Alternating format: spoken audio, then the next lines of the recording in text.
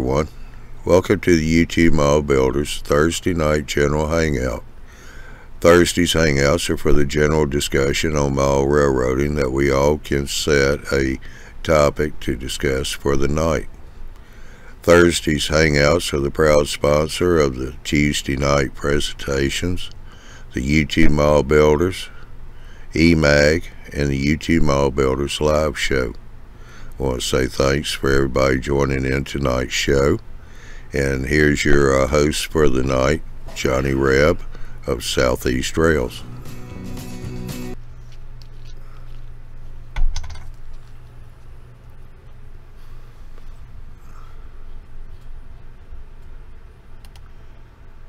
Well, howdy everybody. Yeah, I'm a little slow on the button tonight. Yeah, let's see, we got a few people jumping in now. We got Jerry, Joey, Andy, well, yeah, David, IBI, Kenneth. We got Chris, AJ, Andy again over in the panel. Got Lloyd in the panel. So anybody doing anything interesting? I see AJ's got some wood with clamps on it. What you got there, AJ? The start of a new layout. I picked up the first batch of lumber today, discovered that I can fit 8-foot boards in my car without breaking the windshield. As long as I drive carefully. Right now I'm just building the first 4-foot module. It's going to be double decked. And the reason for the clamps is because I'm trying to figure out how far apart to put the decks. Right now it's set for about 20 inches, which coincidentally is the same width as a piece of foam core. So it makes a nice backdrop. But I'll see how it goes once I get the legs on the base module, which is going to be about 36 inches total, including the wheels. Okay. And what scale was this? This is going to be for HO and for N scale. The 2-rail O scale is going to be going into my workshop because I've made room in there. I moved my bookcases out of the room. One is next to my computer now. The other will be heading into my bedroom once I rearrange the bedroom. So where does that put the two levels height-wise with the modules up and into a pseudo-permanent position? The bottom level will be, once the foam is there, probably about 38 inches off the floor, and the top level will be 16, 17, 18, 22 inches above that, depending on where I decide to set it. I really just 60. Yeah. Yeah, that's a pretty good sweet spot. I find 56. It depends on how tall you are, but for me, and I'm elevationally challenged a little bit, but at 5'7", sweet spot for me is around 56.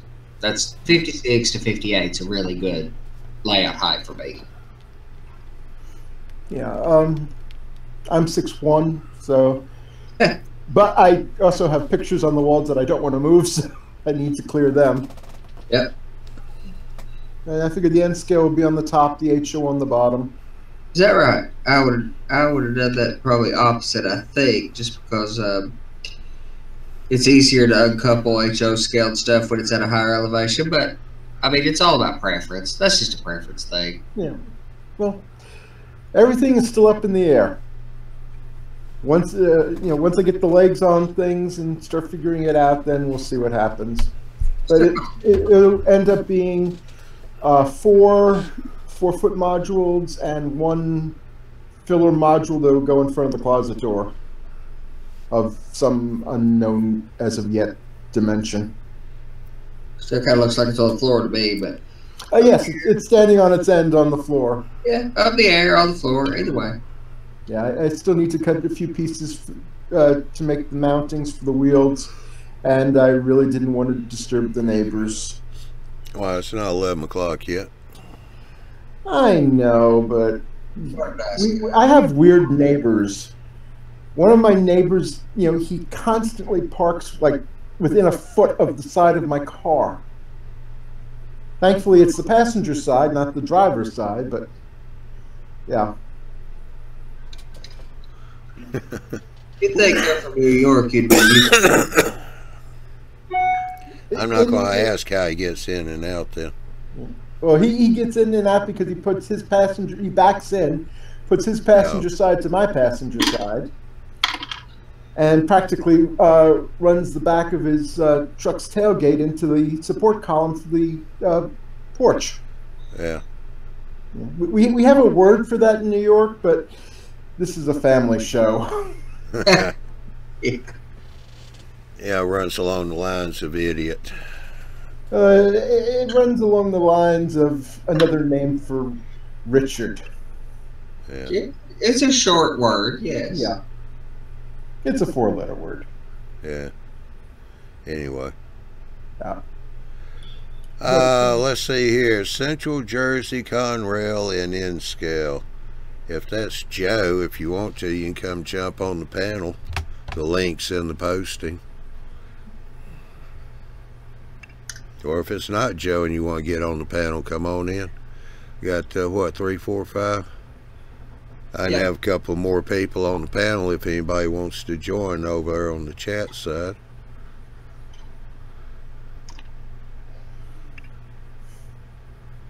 I guess the important thing is that at least I've made progress.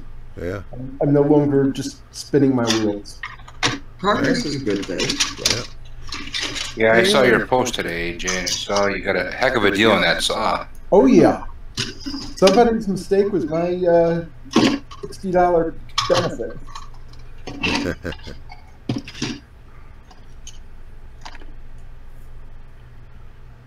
Can't go wrong there. Mm-hmm. And it beats cutting the wood by hand. Yeah.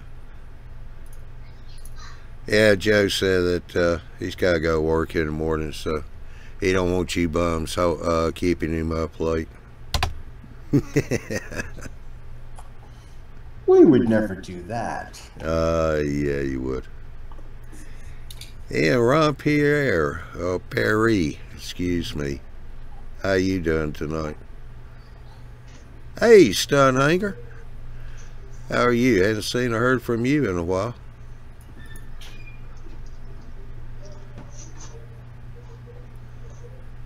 You'll be proud of me, Stunhanger. I've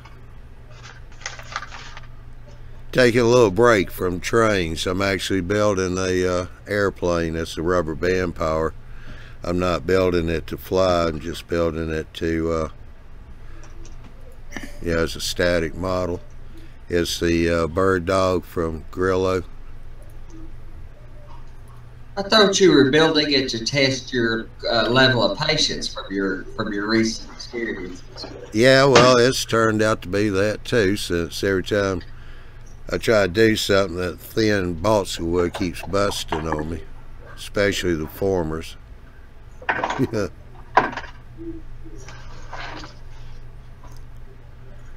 I done got past them now.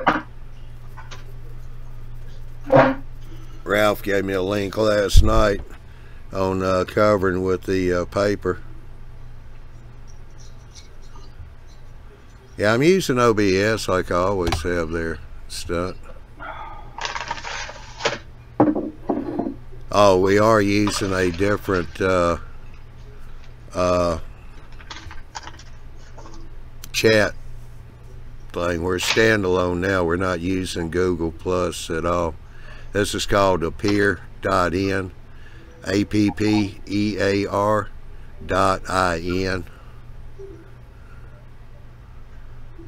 Seems that the video and audio is a lot better here than it was over in the Google Hangouts.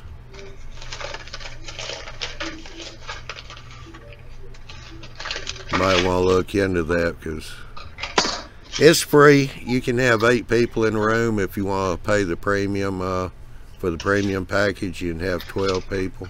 It's $12 a month.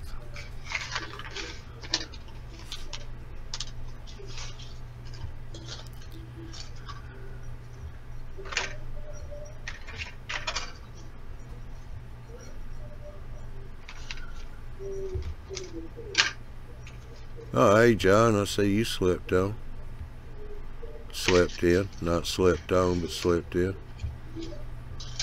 Yeah, I don't know. Talking to me? Huh? Am I talking to you? No, I'm not talking to you. Okay. Chris, tell Ron I'm not talking to him. Ron, Johnny's not talking to you Okay. unless you pay up. I see how it is. Cost me donuts, and I'll cost you donuts too. Well, Ron, just imagine how much money Andy pays Johnny to talk to him. Yeah, really. Like it's the other way around.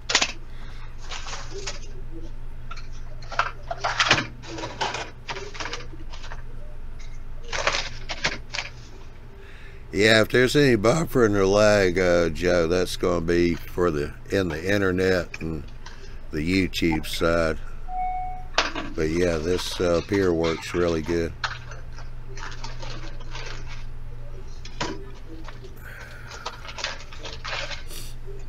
It's higher quality, so it does equal internet. So, like when people join us for regular chats, or if anybody joins us for this, it does use more data because it's higher definition, it's higher quality.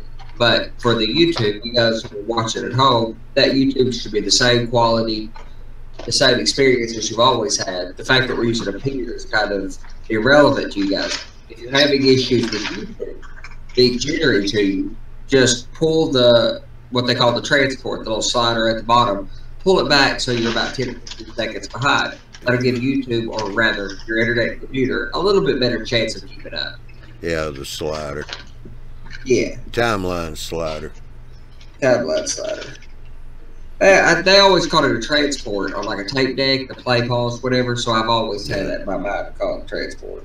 Yeah, but here we got too many layman's like me, so it's the timeline. So what you working on, Ron? Oh, I'm working on kit bashing this hotel. I'm working on this. Yeah. And just starting this. That is, this is an actual hotel. This is the Holt Hotel in Wichita Falls, Texas.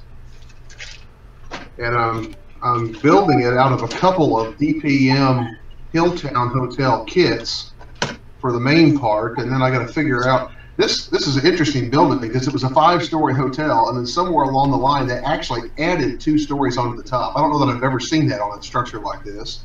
Yeah. But I actually have pictures from the 20s of this hotel when it's just this tall, and somewhere around the 30s they added 2 stories on the top of it. And I'm not quite sure what I'm going to use on the top yet, but the Hilltown Hotel will model the first 5 stories almost full scale. So Awesome. But gonna have to cut it up to do it, you know. Yeah. Anything worth That's all right. doing. I'm not afraid to cut things up. That's. Well, hey, Ron. At least we got one Australian here now. Yeah, I doubt if we'll see Marty. He's had a train show about 5 hours south of where he lives. He flew down yesterday. He'll be down there. Won't be back home till I think around Tuesday of next week.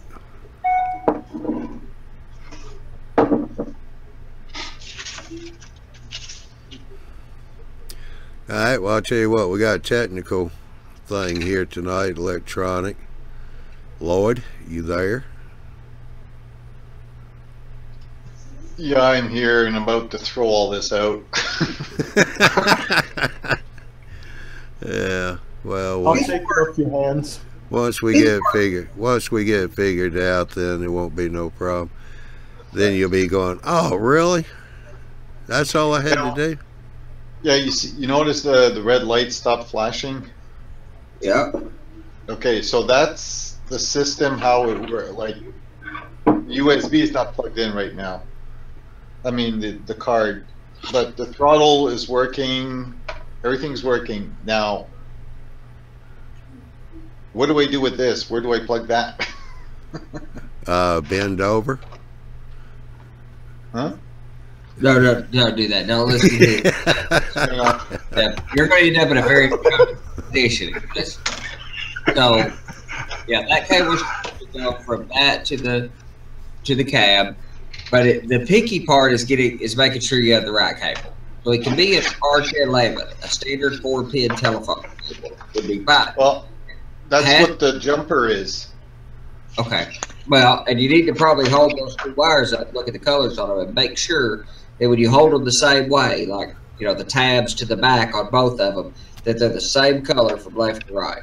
So what I do when I'm doing that, spin them around, hold them both side by side, and just make sure they're the same color, red, left, you know, left to right, right to left, whatever. Okay, but see, the red light is now flashing because I disconnected the jumper. Does that mean that I shouldn't be disconnecting the jumper? Are you talking about the connector that goes to the USB interface? No, from the control bus to the control bus of the programming track. No, control bus to the control bus. Like it's a jumper, okay? If I connect the jumpers, see the light stops. Oh, The light stops flashing. I will have to work the, as Lionel Strang says, I have to work the Google on the internet machine for a second and see if that's how that's supposed to be. I'm not sure. That don't sound right putting a jumper in there. I know, just jumping. It might be. The control bus is meant to daisy chain multiple NCE systems together. It could be that in the act of having more than one system, you need to jump it together, but that seems. I'm not saying they didn't do it. It just seems strange to me. See, the red light doesn't stop flashing. I don't think the red light should be flashing. Unless... Well, what is the label on that red light? Status. Probably same thing as Digitrack's track power.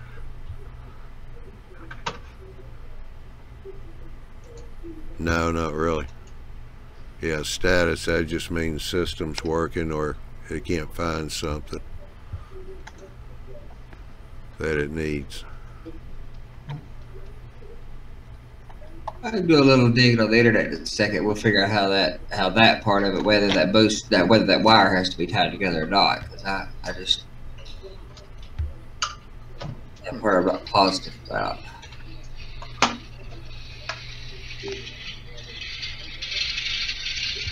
But he can go ahead and check his cables to make sure the wires are actually in the right sequence. Yes, Yeah. That's critical.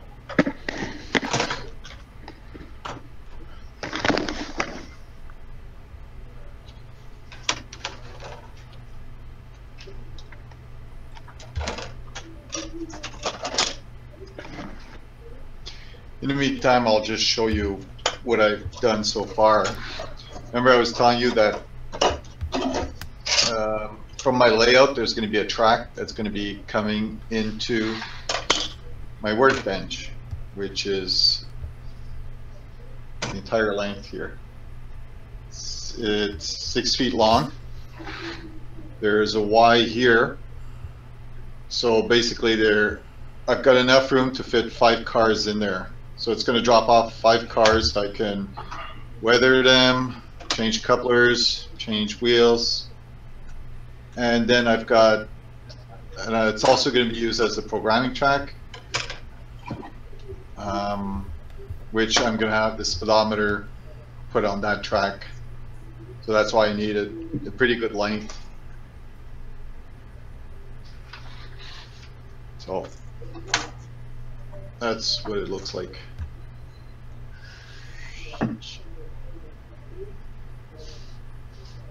That's cool. I hadn't seen that with the track in place yet. Seen it on the plan, obviously. Yeah, it's just that I just finished that today. Now Marcus C put here, I had to connect mine to the patch panel if you're connecting the USB interface to the NC system. And then he says, but he had the power cap, so yeah, he would have to plug into the utility panel so that you know, the power cab would see it, since everything's in the power cab. It's the power cab is a very different animal. Yeah. Highly. What? Just the man we need to see. Oh yeah. Hey, Chris. He's an NCE fella. Got his up and running. So. Yo, Chris. Wonder if he's connected yet. Should be. We can't hear you if you're trying to talk. All we see is your icon. No camera. No audio.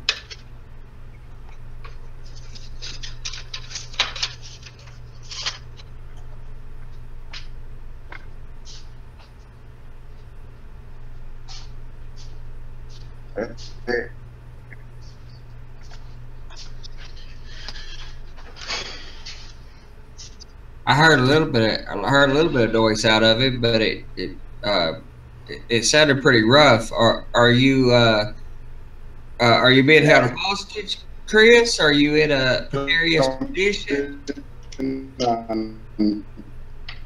He doing the same thing he did last night when he came in. Okay. No audio. And I was hearing him for just a second, but yeah, I could hear him just now, but he's totally digital. Yep. Cables. Hey, do you have any of the panels, Lloyd? Any of the UTP panels or the PCP panels? Actually, the UTPs are the ones you need. Sorry, what are you talking about? The face plates or the little panels that you're going to put all around the layout or through the layout. Do you have any of those panels? They're called UTP panels. Yeah, I do. Might want to get one of them. Yeah, you might need one of them. I'm looking at the wiring schematics right now. Okay. I mean, if it's easy to get, I'm not positive we're going to have it, so don't, you know. I wouldn't think so. You know, you should be able to plug straight into the module. I don't doubt that you can, but it's like every one of these diagrams I've seen shows a UTP panel. That'd be like Marcus C. said then.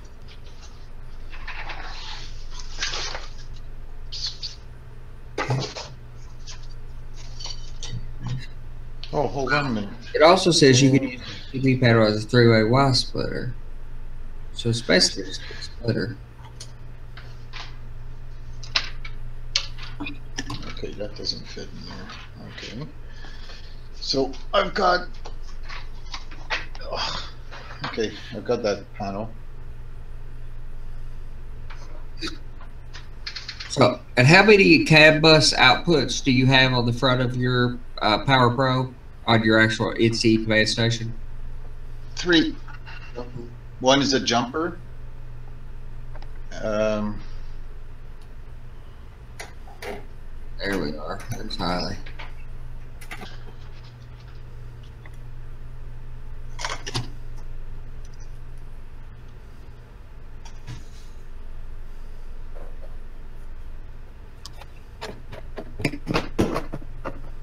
So I've got 2 on, I don't know if you see the left-hand side.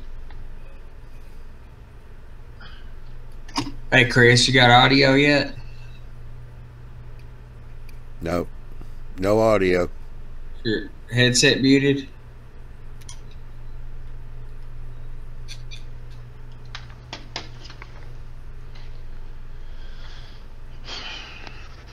Last night he was using the headset for the microphone, but listening through the speakers on the computer.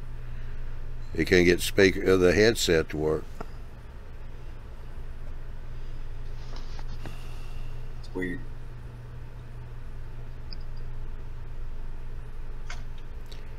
Alright, let's try it now. Testing. 1, 2, 3. You're very digital, and I think you're lagging a little bit too. Can you hear me? You're digital. We can't understand what you're saying. Testing. He can't hear us.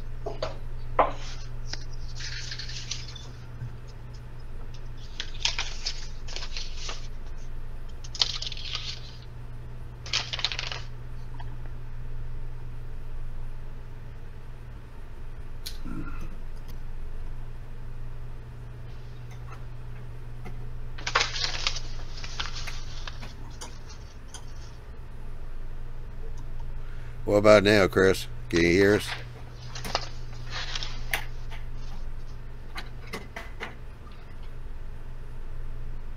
Yeah, we can't hear you at all. No.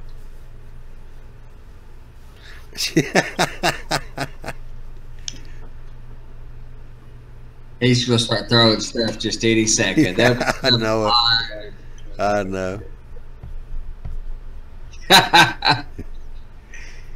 Yeah. I can hear you on my speakers. Can you hear me? Yes, we can hear you, but your audio is like a robot, and it's very hard to understand you. I can hear.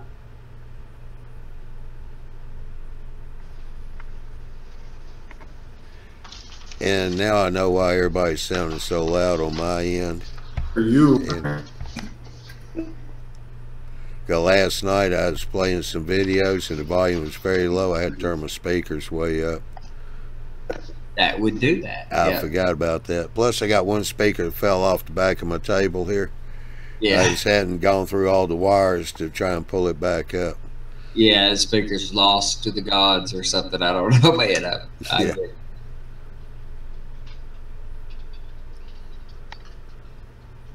Can you hear me now? Yes. Absolutely.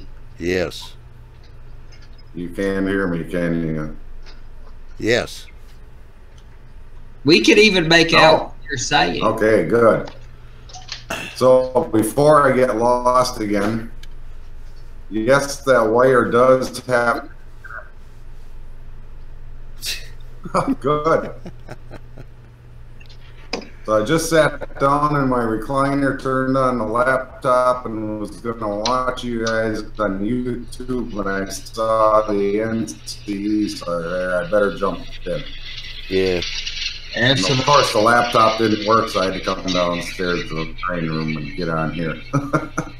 We were needing you. So yes, that wire has to go from that command station. NCE is a separate booster from the command station.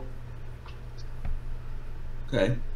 So that wire is connecting your command station to your booster. Lloyd, do you have a booster and a command station as two separate units? Is the Power Pro just a booster? No, you're gone. That's also a booster, yeah. It's also used as a. It's all in one. All right, you there? But Yeah. I've got 4 separate boosters. So what's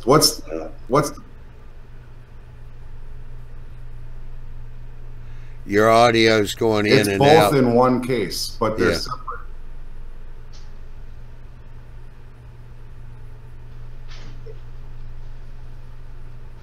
This internet seems to be working pretty good. That's what causes us to go digital more than anything else. But that audio thing is something else. I don't know.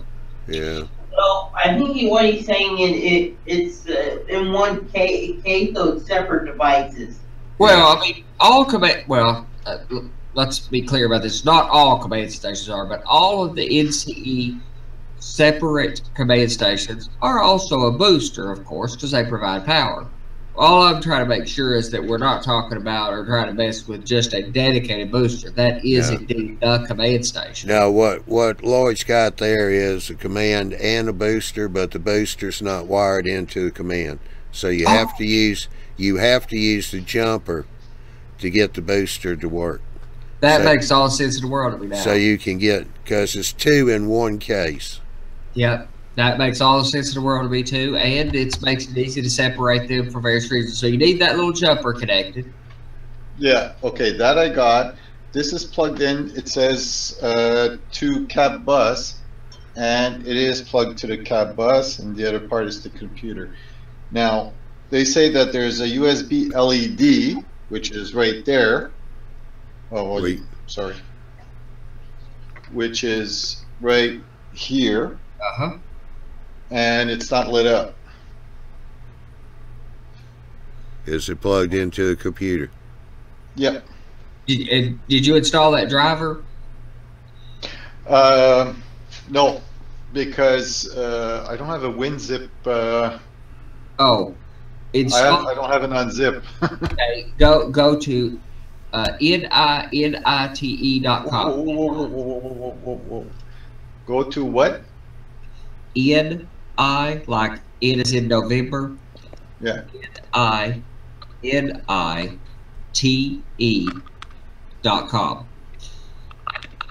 And then you can install, there's a program in that list. This is where I go to for the vast majority of programs that I want to, well, programs that are on this list. Any of these programs, you can check, you know, a dozen of them, and then click Get My Installer, and it'll install them. Without changing your home page or putting any toolbars or any of that jazz.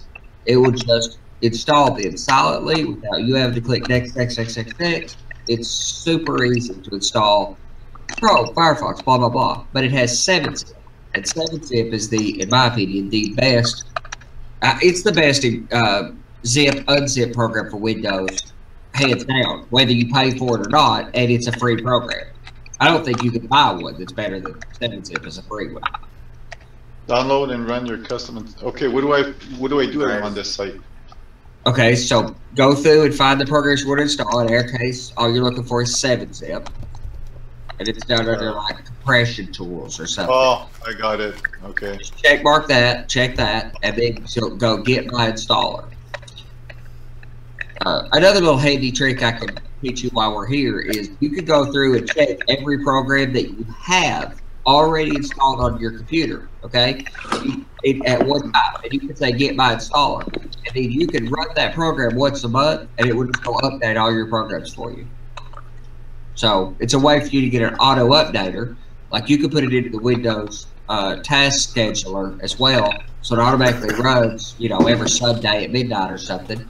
But you could run it once a month or once a week and automatically update your programs, and that's can be an expensive service to sell people. Well, Chris is back. It looks like on his cell phone. Yep. So we tried 3 devices. How's this one working?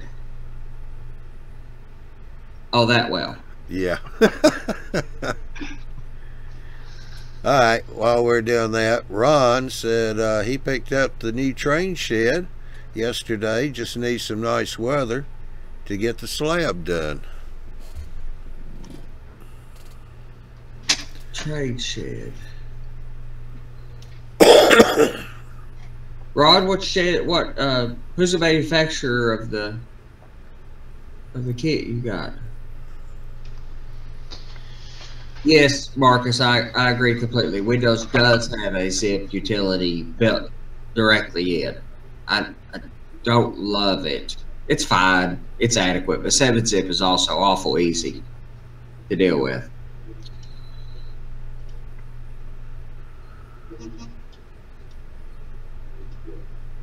But Marcus does say like 7-zip as well. I think everybody messes with it like 7-zip. It's just so simple. Zipping just should not be hard. And like WinZip made zipping or unzipping a file feel like a task. Let's see, we got Don Jenkins in here now. He said hey, and Ari's in here. Well, hey, Ari.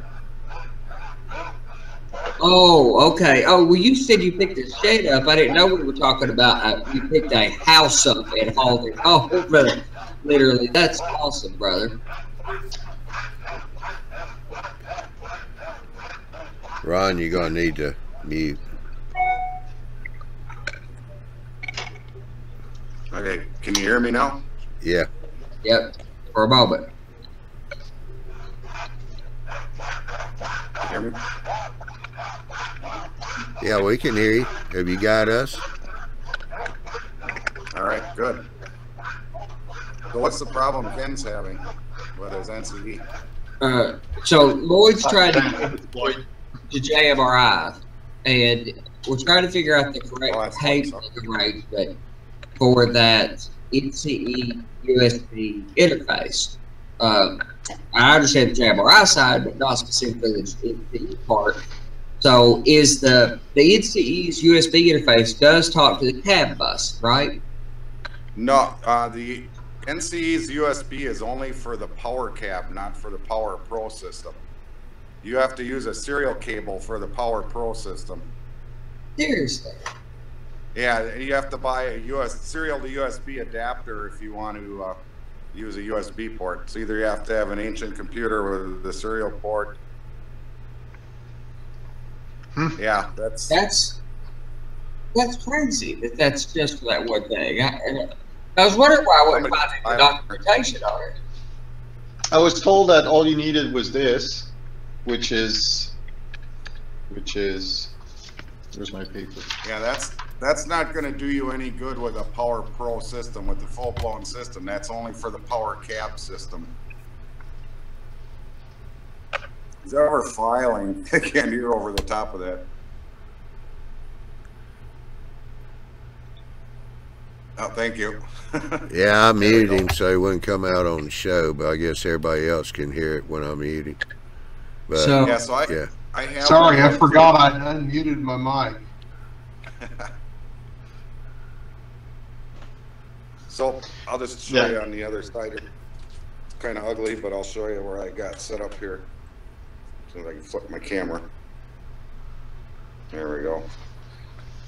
So right here is my key span serial to USB adapter.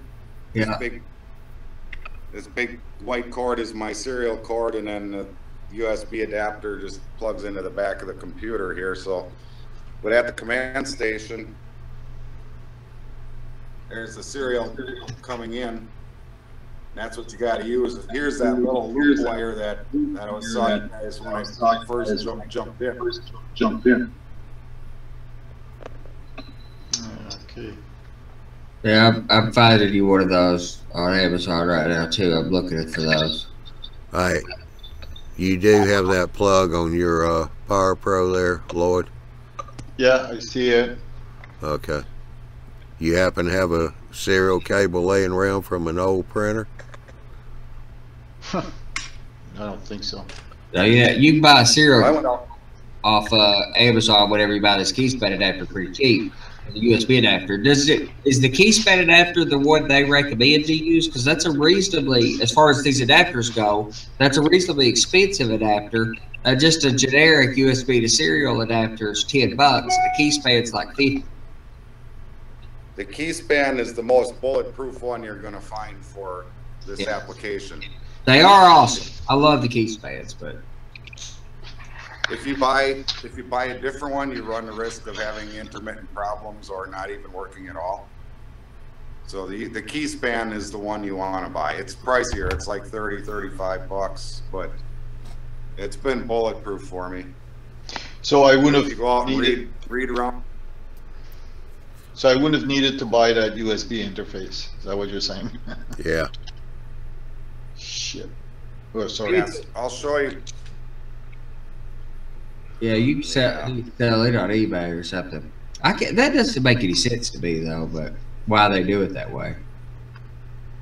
Everybody I've ever known uses it. So here's my setup for my power. Yep. When you use, oh, sorry, I think you're freezing up on me. When you use the power cab, the standalone system, you need to use this.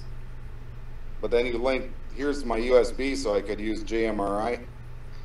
So when I use my power cab, or before I bought the full-blown system, this is what I was using. Now I just use it as a portable system I can take to a friend's house or run on a programming track if I want, separate from my layout.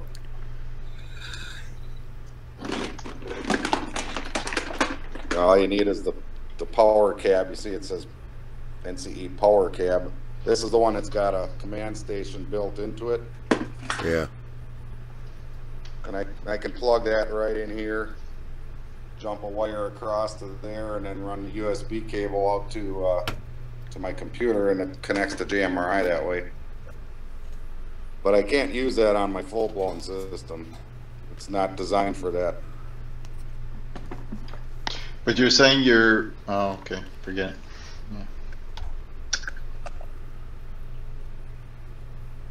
Yeah, it's the same board I'm looking at on your screen right now, basically. So do you have a power cab too, or do you just have the full-blown Pro cab system? I got the Pro cab. Like, I got the plug-in Pro cab, and I also have the Wi-Fi cab. okay. Oh, gee, I thought I was finished. So happy about it. Well, here's another option. Are you ever going to need another cab? Well, For 150 bucks, you can do all your JMRI programming using the power cab, and then use it as a throttle for your layout when you're not programming. yeah, but the power cab. Oh, you mean like a standalone? Yeah, the standalone power cab. That's what that USB board you have is designed to work with.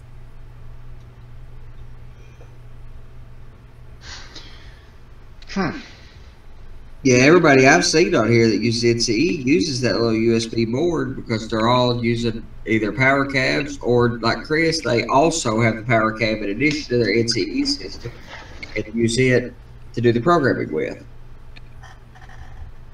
Yeah, I started with the power cab only on my old layout. Before, you know, it wasn't until I started building the bigger layout that I bought the full-blown system when I started having op sessions with more than 5 guys.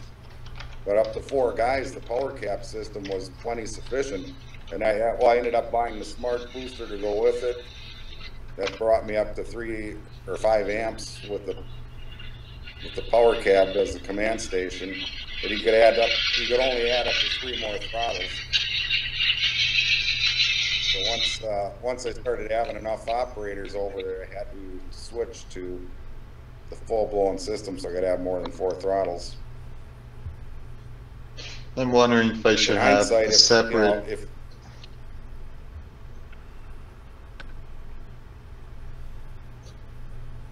No, actually, Lord. If the Android phones would have been as dirt cheap back then as they are now, I would have just gone to Y throttle. But that really was just starting to get Android phones dirt cheap at that time. So otherwise, I would have probably never bought the full-blown system.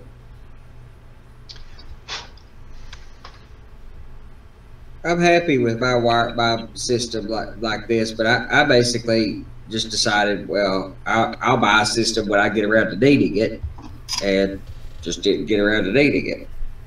But the power cab is neat because you see I had it in a box there. I take that up north when I go to the cabin, and I can actually, I've got a little piece, a 3-foot piece of track, and I can do some basic programming or speed matching, or if I'm testing locomotives, putting in decoders or something, you know, I can test them right up there. I don't have to, you know, it's a portable DCC system. It's super easy. All right, Chris, got a question here from Marcus. If I added the smart booster, would I still have the ability to use that USB interface?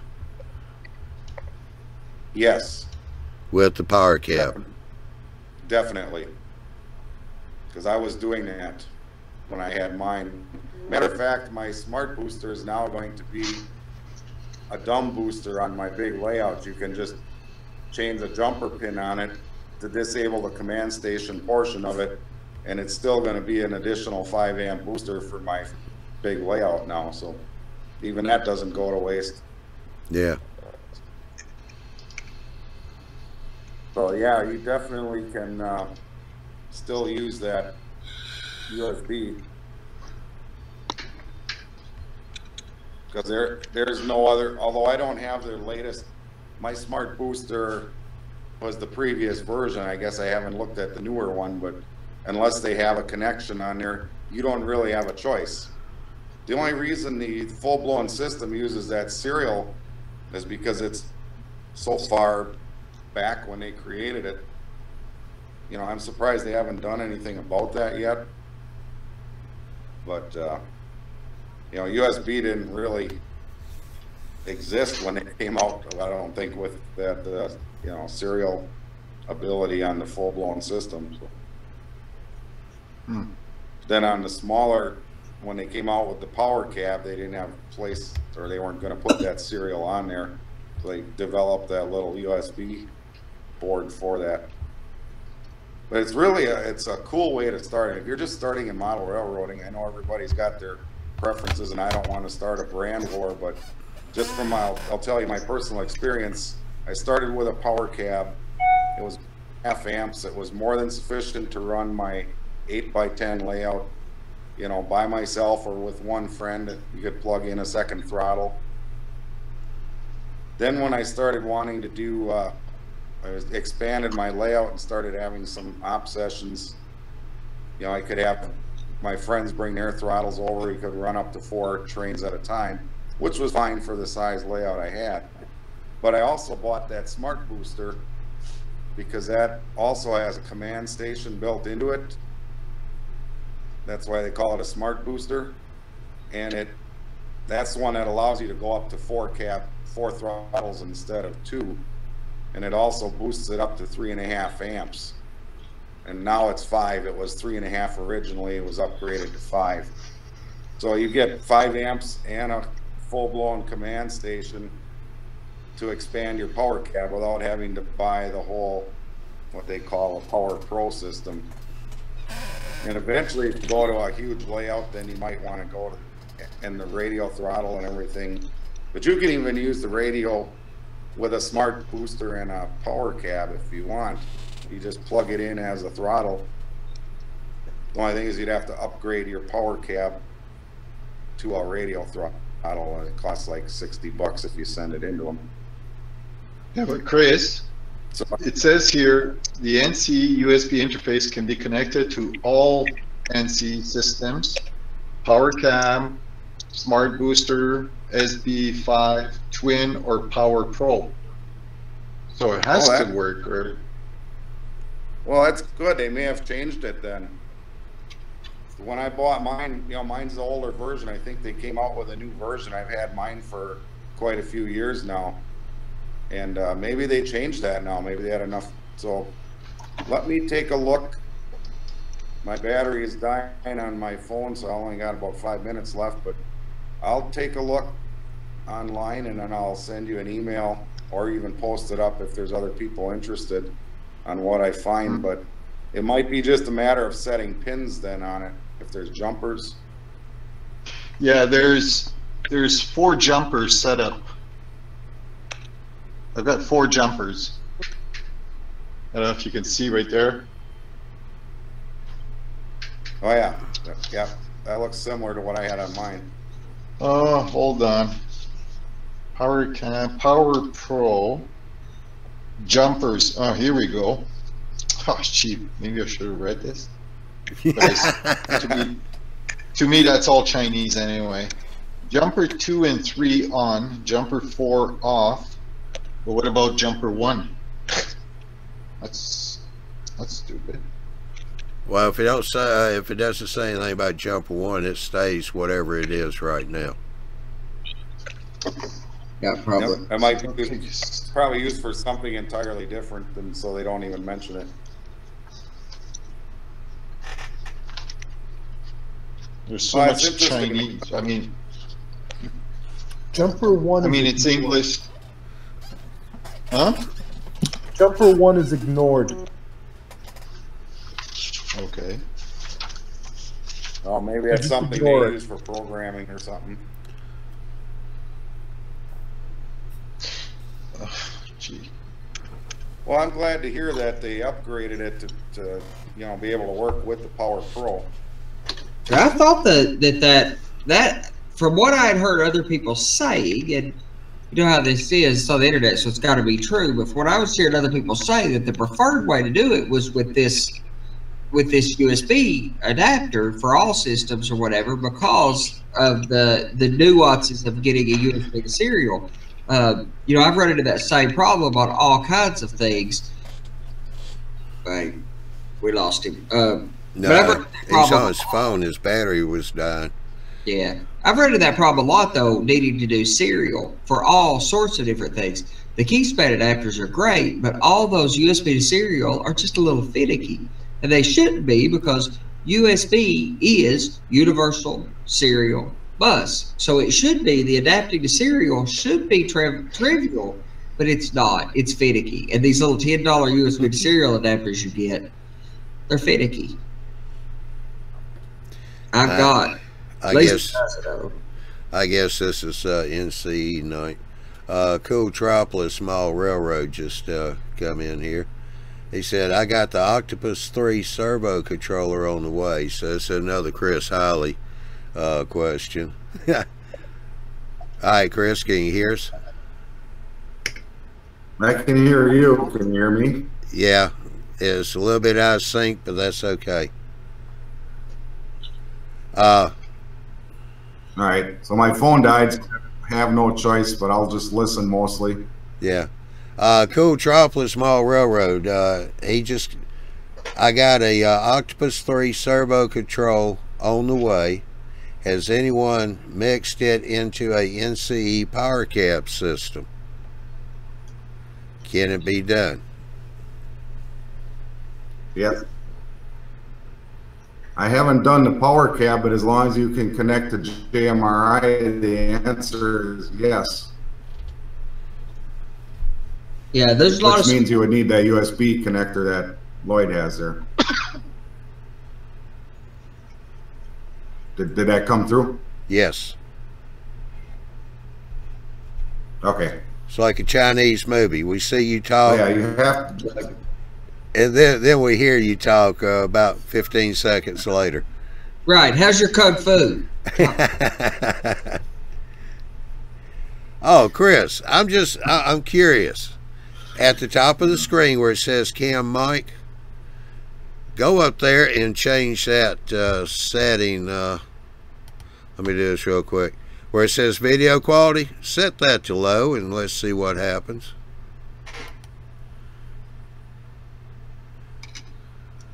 Already is.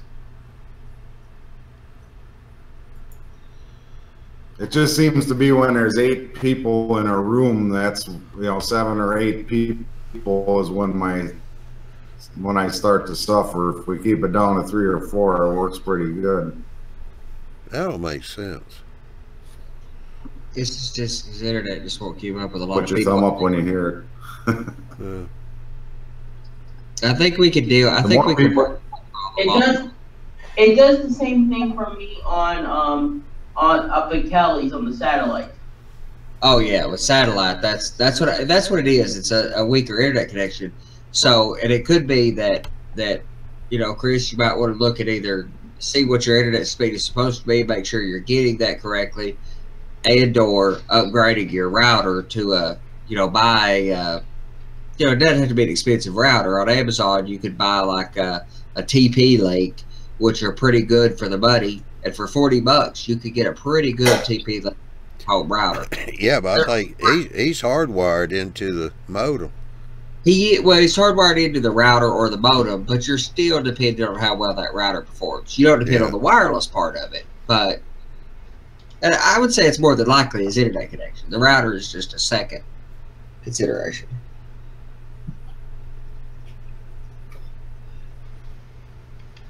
Ron says the internet can handle 8 in the room. It's the internet connection, I think. But Ralph is saying do a refresh. That's what everybody's been doing lately. Yeah, he's been on and off a lot. We've seen that a lot with Chris. I just don't think his internet can keep up. Lloyd, take a look at the links here on Appearin. I just put up a link. It gives you the information from the horse's mouth as to how to connect. Actually, I hit the wrong button. Oops. All right, how do I bring that up? Give me a second. I just had it. I think I've had it. Here we go. That's the one. So is this working right now? Yeah. We still got a lag in between the video and the audio. There we go.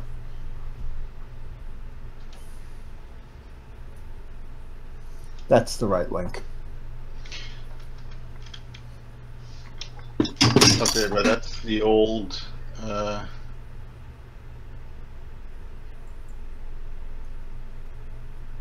No, that's not the one with the serial USB cable. That's not what I need. That's. We hope not. We hope he use that USB interface that he's got. No. If what I understand from what you guys were just saying via the internet, that is doable. And it seems like it would be the preferred way to do it. Well, the first line on that link that I gave is that PH Pro already has a built-in interface. All you need is a serial to USB cable, such as this one, and they give a link, and that's all you need. Yeah, those are so finicky, though. It's fine if that's the right way to do it. That's the way you should do it. Then, from according to it's either that's the way you should do it. But if that USB adapter that he has in front of the camera there, if that'll work, that's going to be a preferable way to do it, because those USB to serial adapters are finicky. They're just finicky.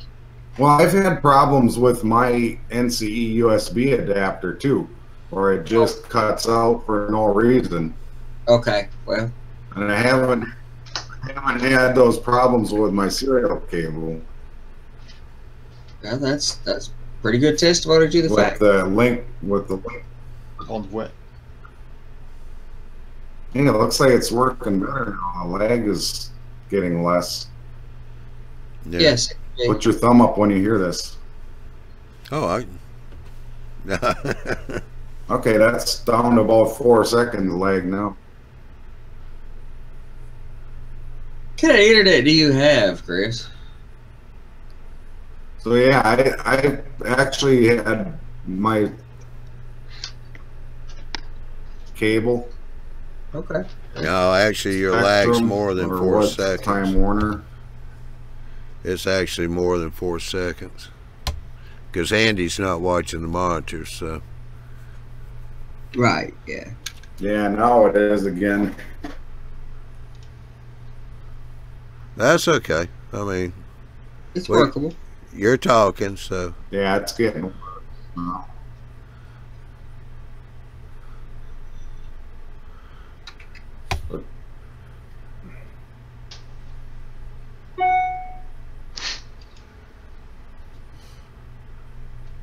I think we need to take a look. Yeah, I still would prefer the serial. I mean, the fact that you bought it already, go ahead and use it. And my advice is, if you have a power cab and that's all you have, definitely buy the USB. And maybe this newer version is it'll catch up.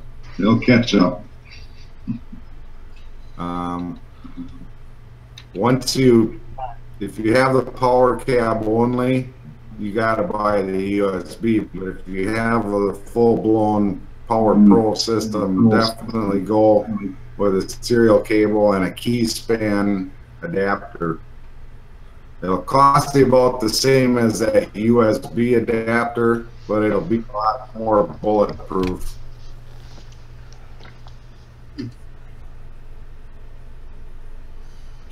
Well, right now I downloaded the file, the what do you call it? Yeah, the driver. The driver, and I'm installing it now. Did it get there yet? Yeah. That must be dead. You seem to be okay.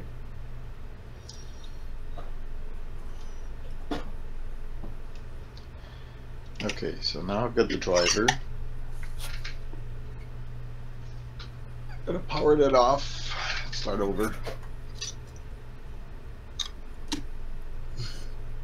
What I'd really like to know is, why does it matter if it's bulletproof? How many people are actually taking a gun and shooting their layouts? Yeah, I agree. That's not a good argument at all. I am not going to shoot my layout. Johnny, I can't rule that out. But the rest of us, No, I don't know. There are shoot. days I'd like to shoot mine. Way behind though. No, I just need to shoot John.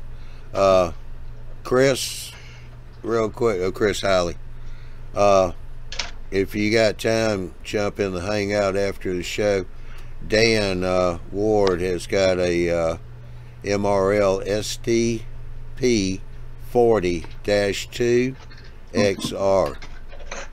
He said that you're looking for. So he wants to talk to you about that. And Chris Okay, puts Chris. thumbs up. Oh, So sorry. go ahead. Yeah, Chris. What I did, okay, download the driver, and when I start the GMRI Decoder Pro, at the bottom I got the green lettering, so I'm going, yes, it's working, but then it turned back Okay. to red. It turns back to red. 90. Okay.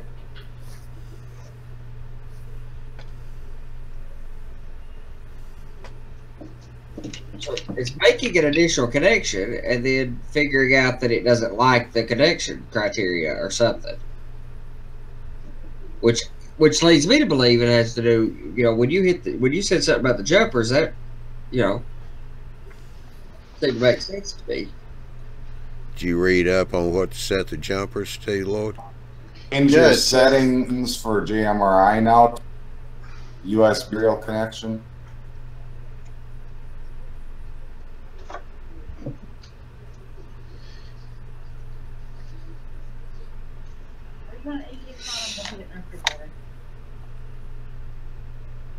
What was that, Chris?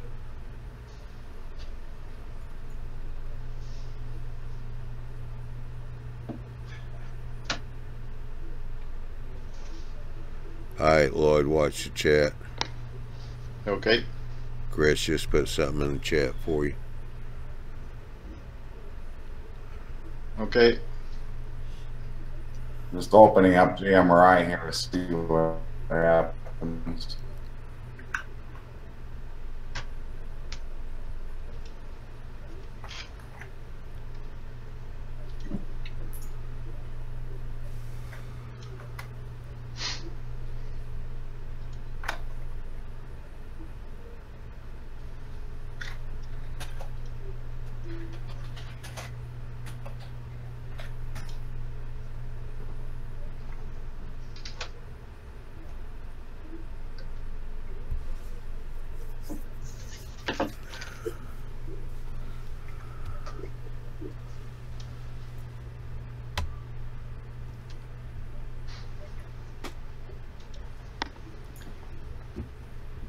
You're opening Panel Pro. All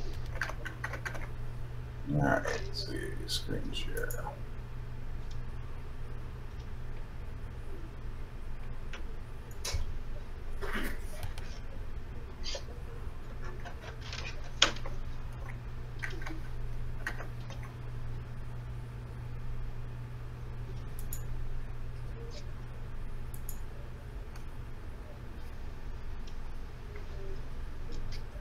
And she's slow.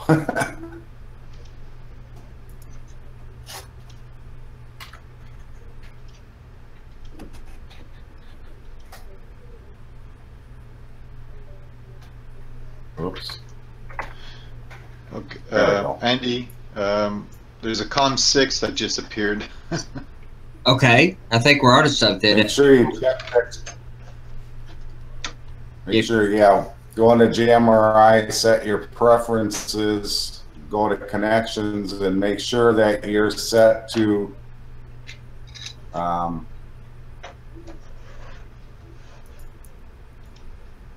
NCE. And that Mm-hmm. Yeah, USB right here. yeah, I got all that. And then hit save. Did that. Make sure you got the right version too. Which version should that be?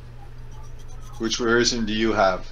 Well, like, actually, I see they added some options on here.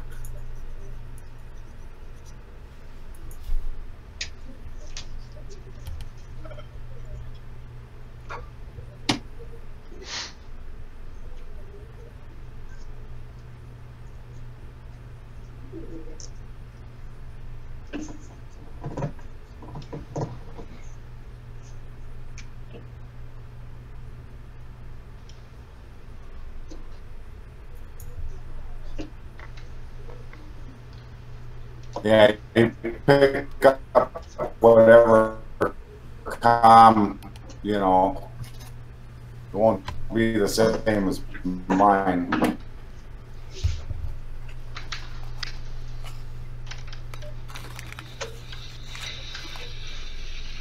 Share your screen with us for GMRI. Oh wow, see now that was almost instant. It's like on time with you guys and all that. Okay. sometimes. Yep. Somebody got a train run? Yeah, I gotta remove it from the track.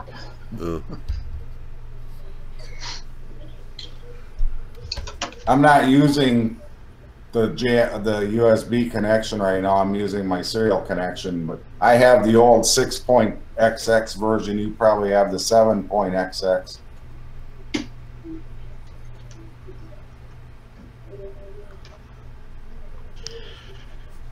Guess what? And just say okay after you heard that.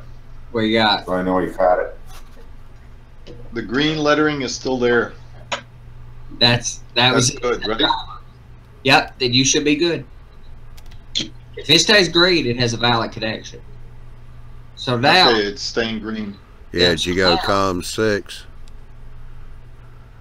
Yeah, it seems like it recognizes it on COM6. Yeah, good. that's what it was. You just wasn't getting the right COM port there. Well, the driver wasn't installed, so he wasn't seeing COM sticks. Once he got, either one of two things: either he installed the driver, or Windows had a chance to go out and automatically go download the correct driver. So just set it the way I have it right here.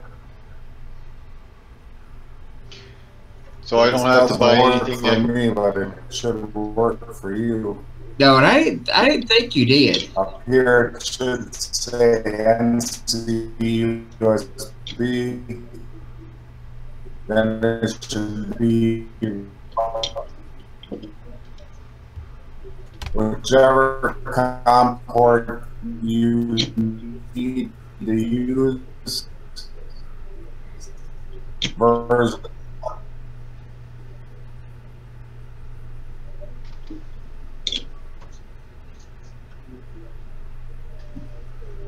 Yep, he seems to have it working now.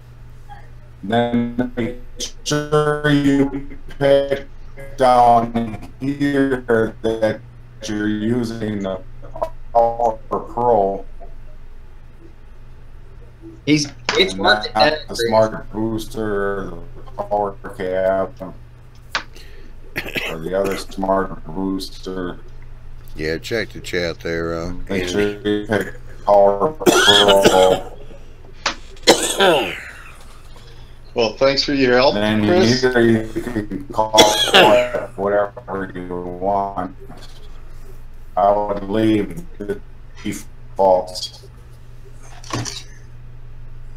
God, I think his lag has gotten so bad that he's way behind now. Yeah. Now I just have to figure out, like, to do something just to understand that it's working.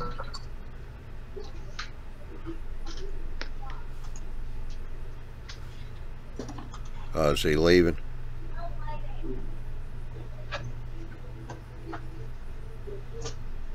That's good.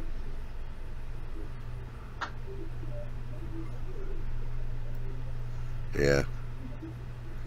His lag's getting a lot worse.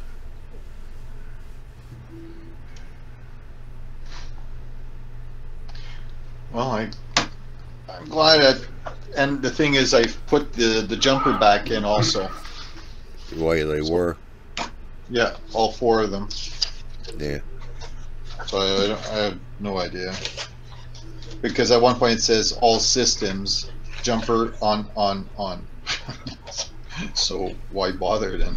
Well, yeah, you may have misunderstood, mislooked at that like a lot of people do. Those jumpers that have 2 holes in them, and usually they only plug them in on 1 pin. Then to use it as a jumper, it has to plug into 2 pins. They'll be side by side each other. I've seen they do jumpers like that some too. So you got 4 pins and 4 jumpers. Those jumpers probably got 2 holes each. So that means you'll have to take out 1 to use the jumper to jump between 2 pins.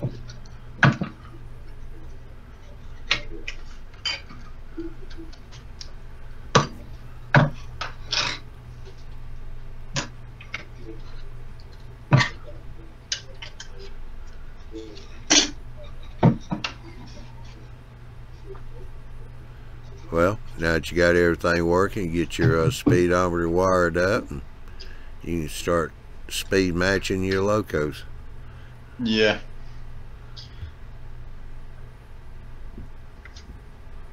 The thing is, first I gotta figure out how does GMRI works. Best way to do it is just take one thing. You just use it right now to get your speed settings done. And you just keep building that way. Be sure and go back to our YouTube channel, because we do have some videos in there on that too. So. Oh yeah, that's true. I forgot about that. That'll help you out. And it explains COM ports and all that too. I'm waiting on Ron to glue his fingers to that hotel. Yeah. That's entirely hotel impossible. That Andy and I will be doing on the music scale. It's called leaving your mark on a structure. Signature. As long as I leave it on the back and not on the front, that's okay. You can cover them with a planter. It's one big planter now.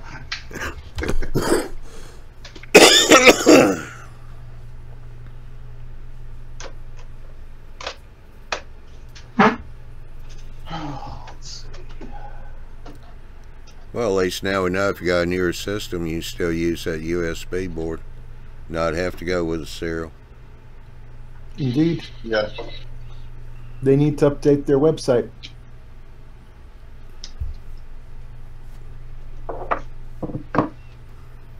Need to read the instructions too. That helps. But since when do we do that? When we can't get it to work. No, then we just push buttons and hit it or shoot it. Yeah. Work, I tell you, work. Bang, bang.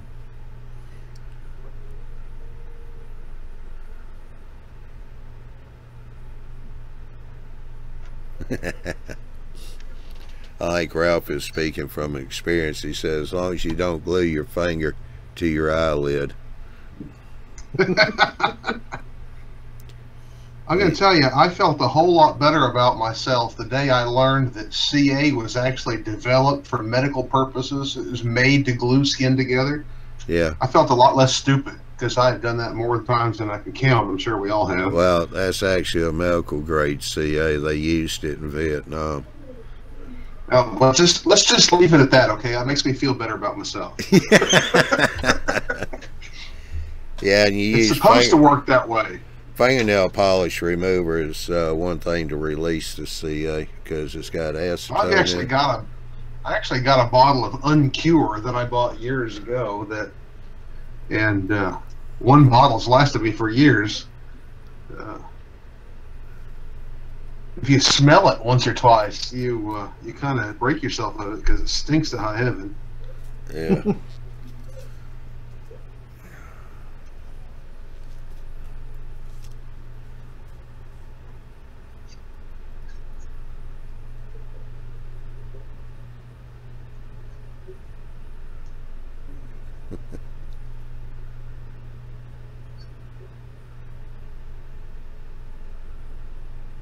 Yeah, Ralph says he still uses it to seal the cuts.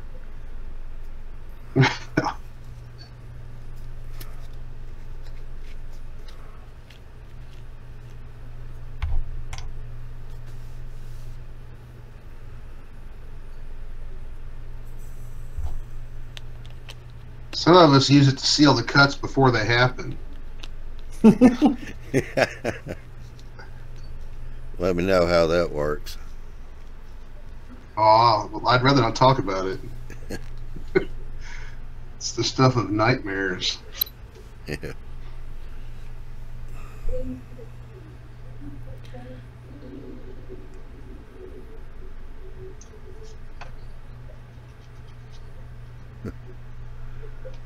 Yeah, Cool Tropolis says instructions are for sissies. Those are just suggestions. Yeah. Suggesting the right way to do it. Well, some people might say those are for people who don't have creative minds. Yeah. I'm not saying I would say that, but somebody might. Leaders lead, but followers read directions. That's right.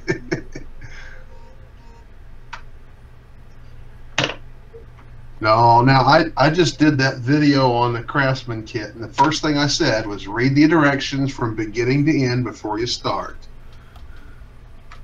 I didn't follow them, but I did read them. Yeah. I read the suggestions.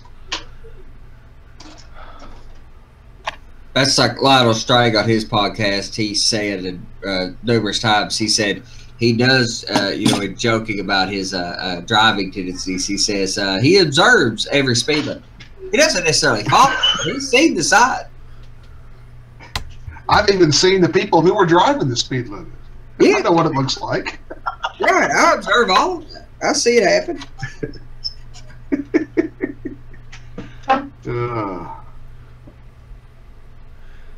Yeah. Yeah, Tim just put up here, who needs them? I'm building a bridge kit without instructions because they are messed up. Yeah, you got that bridge kit and it's missing a page or two, and it's got a couple of pages printed wrong. Yeah, I think you got a new copy of the instructions off the internet too, but some things, paper instructions are great for, no problem. But that kit in particular is a fairly intense kit, and YouTube videos, I mean, that's what I go to for everything. If I was going to change spark plugs in a car or fix my dishwasher, I would go look on YouTube first. Before I went anywhere else to try to figure it out, I'd hit YouTube for it. I'm a very visual person. So, when I first started model railroading, if YouTube had existed, I would have never subscribed to, probably never bought a model railroad magazine of any brand. Just because I learn better watching than I do. I mean, I read everything in the world, but I learn better watching. Oh yeah, and we all do. And I had this explained to me not too terribly long ago by someone. They were explaining like visual cortex, or the translation part behind the visual cortex that converts visual images into memories, short-term and long-term memories, is over 10 times the reasoning capacity of the brain. It's or the another subcomponent of the brain where you translate short-term to long-term. So there's more facilities in the brain dedicated to visual information processing than any other singular activity of the brain. So of course, we're all visual. The brain's built to be that way. So take advantage of it. Yeah. YouTube is perfect. Yeah, Tim looked the other night when we were in here on nightly chat, and he didn't find them, and he said, yeah, there's no instructions on the internet for this particular kit. There is for other kits, but not for this one. That's right. I went to their website as he was poking around there, downloaded a bunch of the PDFs from the Center Valley stuff just to make sure I would have some. And they had a bunch of them in PDF. They looked really good.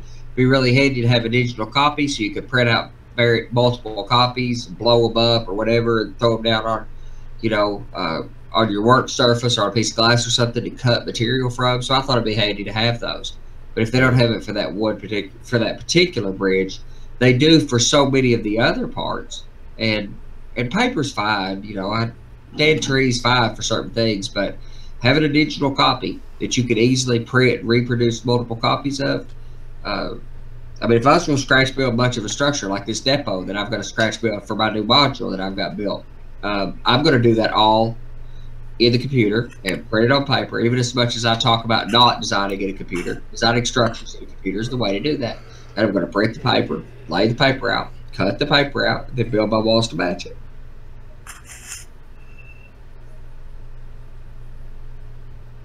Yeah, Ron mentioned Central Valley's YouTube channel has instructions. I don't know if they do for this in particular bridge kit, but they do have really good instructions about, you know, cutting the box girders and getting the right angles and stuff. They got a video on the single track bridge because Jim went and watched it because he said the video where the instructions were lacking, the video did help fill in some of the gaps.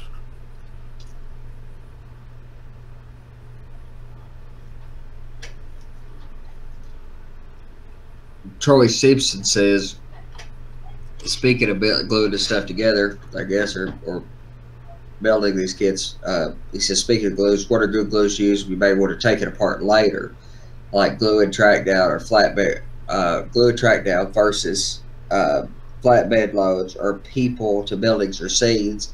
Is foam differ from plywood? I want to bring this up since Ralph's on here and he's going to have some opinion about a couple of these pieces of this.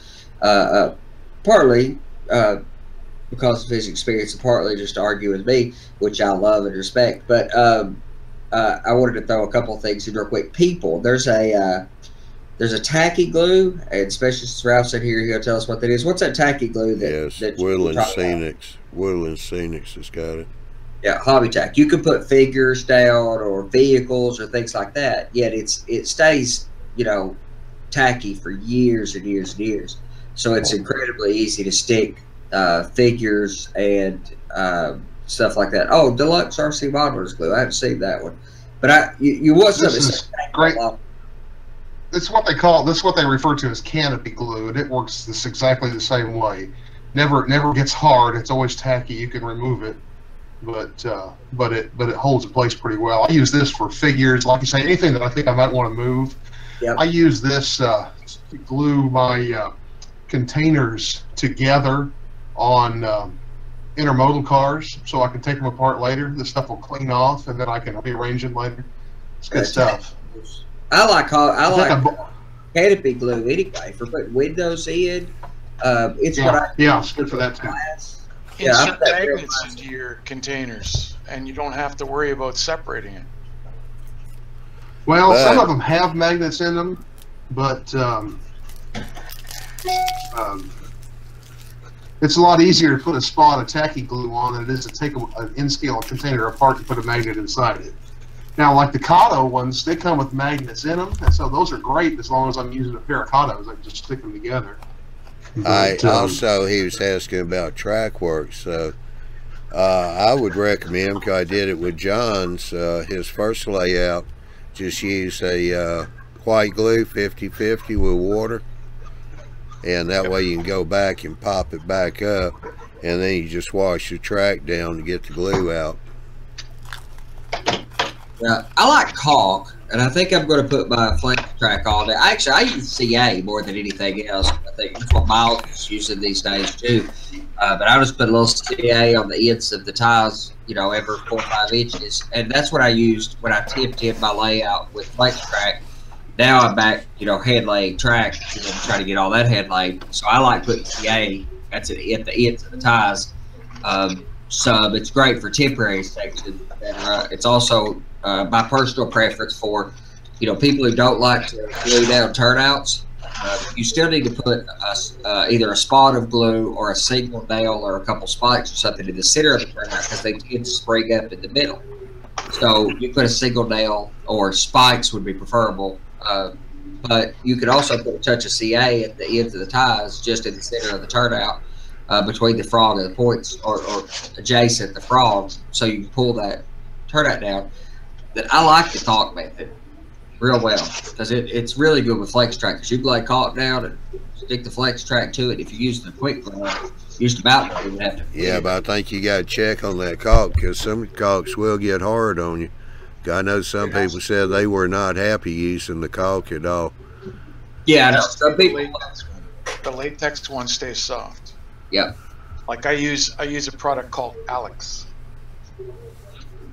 Yeah, I use that too. And it's actually a siliconized latex, which is what helps keep it soft. And I'm going to tell you something about caulk too, and I learned this from experience. I would not lay track with the expectation of this, but if you lay something, especially like turnout, and if you lay it with caulk, you put a small amount, because it doesn't take a lot to hold it down, you can loosen that caulk and get that up with pure ammonia. It stinks to high heaven, but it will loosen that latex caulk if you soak it in pure ammonia. Don't ask me how I know that. His nostrils are still burning. Well, fortunately, see, before we moved here, I had a modular layout, and when I moved here, it didn't turn out that I could use it at all in my space, and so I literally took up 100 turnouts off of that old layout, and they had glued all of them down with caulk. And fortunately, they were modular, so I could do it out in the garage. But it was not a fun month, and it took me a month to do it. Yeah, Troy was asking water-based or silicone caulk. Everybody's saying silicone. The latex, the Alex that I use is water-based. Yeah, I was going to say, most of the latex caulk anymore is siliconized latex, but it's still latex. It's still a water-based caulk. Yeah. Now, it's not gonna come loose in water. I mean, that's what it's geared to do. It's keep water out of window, door, whatever. But wet, it will clean up with water. And Andy, going back to your question about tacky glue and so on for figures, if you take a small, you can take one of these hole punches. This is for HO and N scale. Take a hole punch and punch a bunch of holes in acetate, and use those acetate dots to glue your people on, and it'll help them stand up. And you can, if you like moving people around to change your scene, all you have to do is pick it up. It doesn't leave any marks. Yeah, that drives me crazy seeing that shiny surface on streets and stuff. In the background, well, inside. Don't coat it. Ralph, you knew that was coming because you said acetate. If it's shiny, are you going to say something? Don't coat it. I don't even like white glue because of the shininess of it. I just don't. Well, we know that. I like, yeah, I just got. You seem to find the hardest way to do things. Yeah. All right, real quick before we get really going on this. Marcus has got a question on track. I'm using micro engineering track in scale. What is the best tools for curving track and making sure it's straight? All right, while I'm talking, I'm just going to drop this in there. They do make what's called ribbons. I think Micro Engineers got them. Not sure who all else. Now, Fast Tracks makes a wood, which I bought several in different radiuses, and theirs is called Quick Sticks. They're about 10 inches long. One pack has 2 quick sticks in it, but you can get the straight one or whatever. But the quick sticks and the ribbons are metal, and they fit in between the rail. So they do hold it to the curve, and they'll hold it straight too for you. Micro engineering is not that great on, you know, trying to get, once you get it curved, it'll stay there. Yeah. It's not like flex track. You curve it and it springs back. Here's how you take any solid material, take some, you know, some kind of stick or something that's fairly solid. So Chad's mentioned using a 2x4 on edge, that works too. But this little burnishing tool, it's semi-plastic. I like using it real well. And you rub it along the track, and it'll start building a curve into, you know, it'll start putting a curve into that track. Just hold it on edge and start working a curve into it. You know, this was a completely straight piece, and it'll start getting, you know, it'll start getting curvy.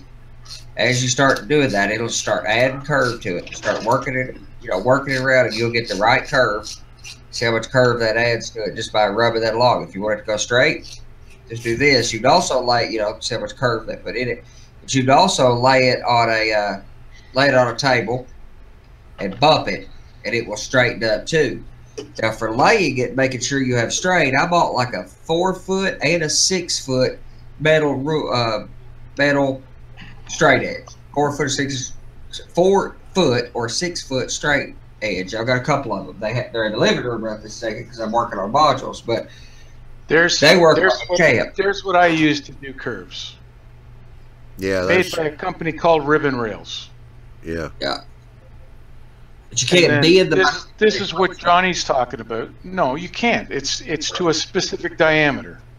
Yep. Right, and you can get them in all different sizes. There's what Johnny's talking about. It actually comes apart. I've got this glued together, but it's made by Fast Tracks, and you can add more onto it.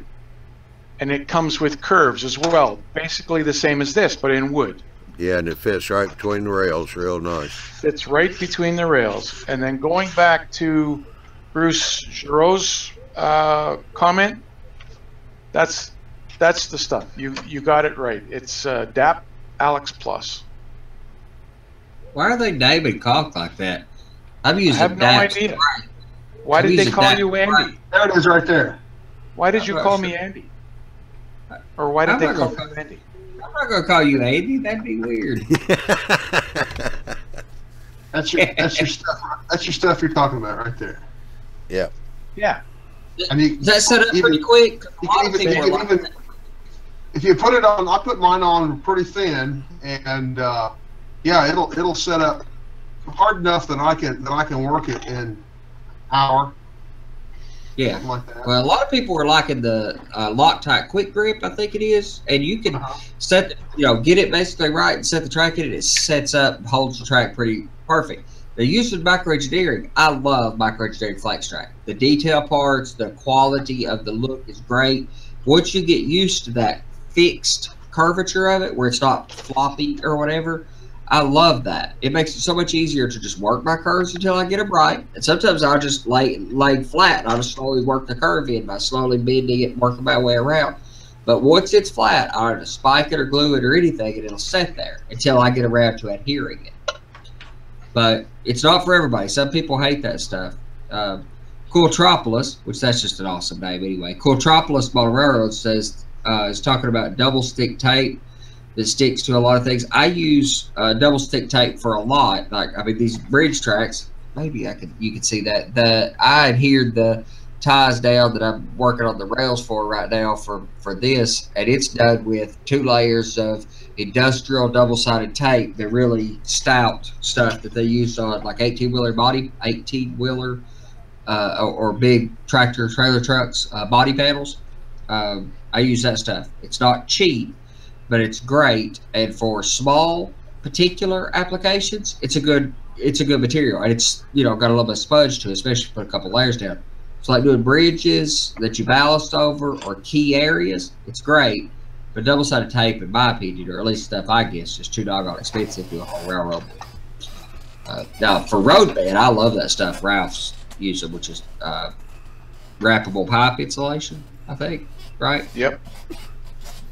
Now you're talking about glues that come loose. That's a good chance to back Ralph up. I can't just disagree with him all the time. It is fun. I do enjoy doing it, but he's been playing with pulling apart a plastic structure.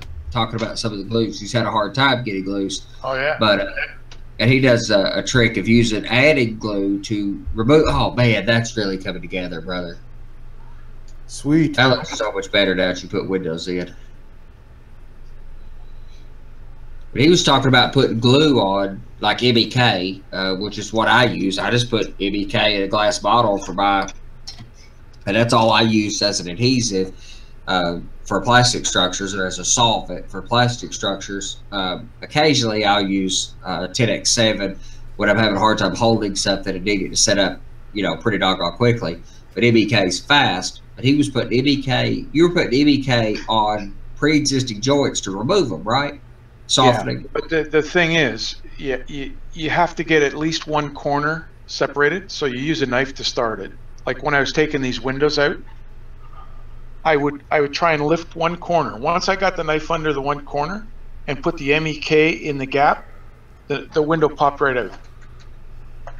Because it attacked all the other glue and just softened it and popped it out. Yep.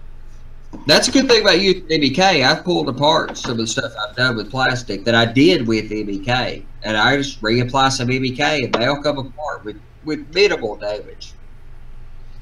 See, even the roof turned out okay. Galvanized roof.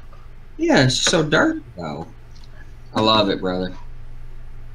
Oh, I can't help but say that stuff. I just love it. It looks good, man. Okay. I won't show you anymore. Oh, come on. I love dirty. I love it. I love it weathered. I can't say I love it dirty. I got to be somebody else pick on me for that. Weathering, of course, I'm in love with, but that's just my default response. I can't wait till those washes come in, so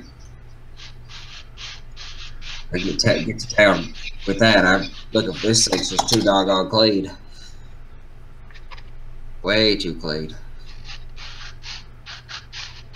Well, you're gonna have fun with that. I am. I'm really excited about it. And I went ahead and upped my game with my airbrush setup too, since I ordered some of the Tamiya paints. I ordered that white so I can whitewash that, and I got water traps for my guns, and I got some more fittings. I didn't have quick releases. Everything was screw up, so I went ahead and bought some quick releases. And I bought a 3-way splitter because I've got those 4 guns, so I got a 3-way splitter with cutoffs and stuff. So kind of set my spray rig up a little better. Wow. And I was using a small air compressor here at the house instead of the Boss Tech that I use with my nail guns and stuff. So I went ahead and brought my Boss Tech home from the office and set it up. So I'm ready to do some serious airbrushing. Ouch. Now Angie's really going to be mad when that big compressor kicks in. When that thing starts up. Yeah, I'm probably going to have to buy, and I've talked about this for a while now, is buying an external tank so I can fill that tank up. There's actually a way to quiet that down. And since you're handy with styrofoam, extruded styrofoam, you make a box to fit over it. Sure. Okay. Huh. That's a fine idea. But like right over the whole thing, right down to the floor. So the only opening is where your hose is coming out. Sure. Or if that potentially keep me off the couch, that's a good deal. I was fixing to say, you can always put it in the garage and just run a hose into the room. You can do that too. Yeah, I'd love to do that. We this house had the garage taken in before I bought it, through some previous remodel. Yeah. They took the garage in. I'd like to have a garage, but I'm glad to have an extra square footage in the living room too. So.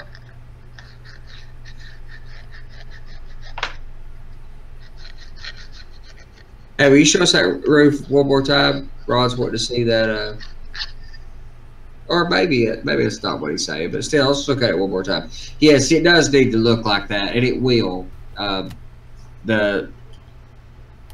That's staining around where the pipe will exit, or the stovepipe will exit, or the. And the way I do it is I have a piece of acetate with 2 openings cut, and the space between them is the distance of one of these.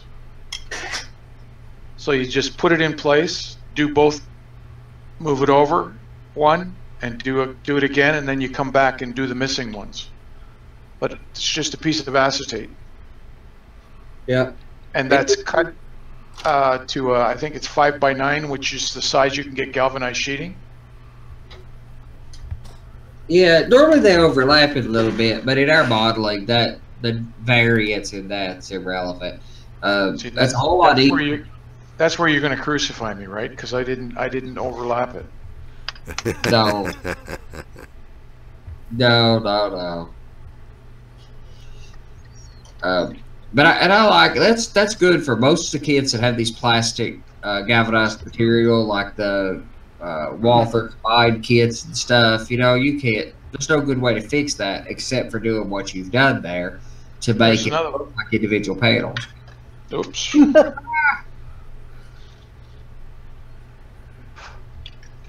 It's another one. This is the roof of the pickle factory.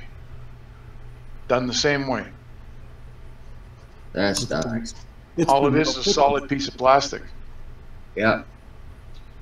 And see, my instinct would be to build a new roof out of plastic or something and put that metal on it. You know, the individual pieces of metal. But it's exhaustively time consuming. Like, I've got to be able to mine for this second level. That will be an 18-inch by a foot kit that's 3 or 4 floors, all with individual little squares of metal. So I'm a pretty patient person, thankfully. That does look awesome, though. Bruce is saying that roof's incredible.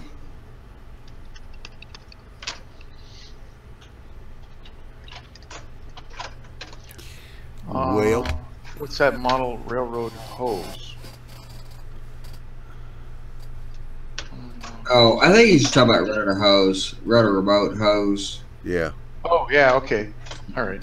Yeah, that'd be fine. There are ways to do that. I mean, I've got a big covered porch out back. I could even put it there. It's not too far from the trailer. You can pipe it into copper piping. Yeah. No copper piping. Use PVC. Really? Why not? Always Why not? with copper. Because if you build up too much pressure, you got metal shrapnel going everywhere when the pipe blows. That's the reason why we use PVC on compressed air. Okay. I've always seen it done with metal piping. Yeah, because PVC, the seam will either split or it'll blow at the joint and separate, and you don't have that shrapnel. And shrapnel seems like a bad idea. There is a company that makes metal piping, or a form of metal piping or whatever, that's specifically made for air compression. Yeah, it's got the special fittings on it, so if it builds up too much pressure, yeah, I don't know what the cost of it is, but I used it once doing a garage. Well, put the air shore lines in for the compressors. Yeah. If regular pipe is 29 cents a foot, this will be 35 cents a foot. Well, I'm sure. It's one's thick wall, one's thin wall. Plumbing uses thin wall. The air pressure uses thick wall, and use compression fittings. Tim Wayman says their shop uses steel pipe for the compressor, and yeah, good steel pipe would surely hold it no problem. And we're not talking about, in my case, that's one good thing about what I'm doing. I'm not going to run air tools through those remote lines.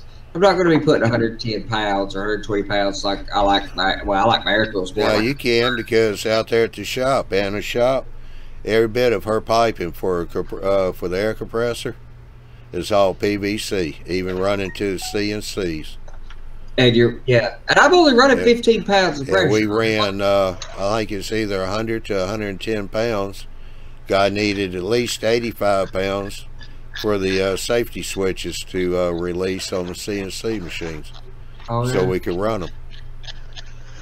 Now, when I build if I get that building for out back like I've been thinking about, then I think I would probably do that, since I've got my little extra building out back, put my compressor over in that building, run me remote piping, and what would be awesome is to run the pipe along under the layout and put fittings every 8 foot or something with a quick release and a cutoff on it, so that then I could go set an air compressor and work at the layout to do scenery spraying. without having to do anything. I've even looked at buying one of those K&Dare fittings just for doing scenery spraying, because it would be so easy to go to the layout without having to drag a big long hose around. Yeah, but they don't tend to last very long. I know. That's what I figured too. That's why I think the tank is just a good idea. Buying an external tank would be great, because grabbing that tank and dragging it around the room with me instead of the floor, having a 8-foot hose or something, that would be trivially easy to do. Yeah. So you can buy one of those tanks for $25. So it's called an air pig. What'd you call me? What? An air pig. Yeah. I've been called a lot of things related to hot air, but that's a new one on me. Okay. Yes, I gotta get me an air pig. Harbor Freight. Absolutely. While you're there, get you one of those little piano dollies you can set it on. Then you don't have to carry it around. You can just drag it and it'll wheel behind you. Yeah. Yeah, a little dolly for the thing. Sure. That's right. Strap it on there with a bungee cord. Yep. My air compressor is pseudo portable or whatever, but it's still reasonably styled. It's not something you want to drag around in a delicate environment.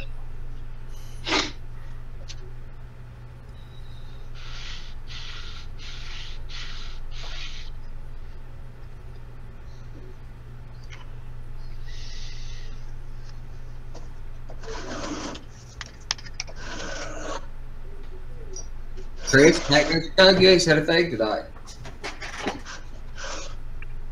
What? Oh yeah. He's asleep. Not talking, not listening to it either. So I ordered my stuff for my speedometer. I ordered it over a week ago. I didn't get it yesterday. Like I was supposed to. But I growled about it when I found out it wasn't yesterday. Well, apparently they decided to ship me another one or something just to be sure. So they sent me. And I didn't order exactly the same stuff as Chris Hiley was talking about getting, but because I wanted this 4-line LCD. But today it came in as expected, and I got 2 of everything. So I got a whole bunch of, I got enough stuff to build 2 with anyway. Yeah. Yeah, I mean quiet because you guys were talking about Lloyd's thing and everything else. So I was just listening. Lloyd's thing? His DCC problem. Oh, okay. Marcus has got a question up here about that DAP Alex Plus. Yep. Is that extruded foam safe? Yes. As far as I know, it is, yes. Okay. I've used it on extruded foam, no problem at all. Okay. Because yeah, some of your caulks are not foam safe. But the thing that you have to watch for, it's like the white glue. You can't put styrofoam together with white glue or even latex caulking. You can on the outside because it air dries.